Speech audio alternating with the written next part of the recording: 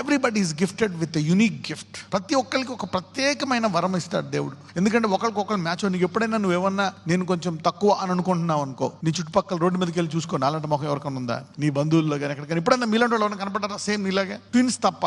అంటే ఏంటి? You are uniquely gifted by God, you are specially tailored by God.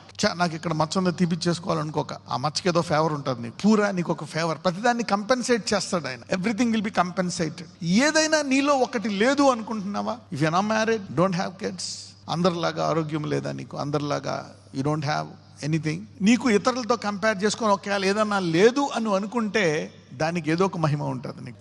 దేవుడు అలా చేశాడు. చూడండి, తల్లికి చిన్నోడికి సరిగ్గా ఉద్యోగం లేదు, అది లేదు, కాబట్టి తల్లి హృదయం అంతా ఎవరి మీద ఉంటుంది? చిన్నోడి మీద ఉంటుంది. ఒక అన్నలు ఉంటే వాడికి సాయం చేయండి అంటది, ఈమంతా ఆమెకి పెడుతుంది. So God is also like that. If you think that your inferior, ఏదందులో తక్కువ అనుకుంటే ఇన్ఫీరియర్ అంటే, he will add something. You can download something from heaven to fulfill your inferiority so that you will live in the fullness of glory.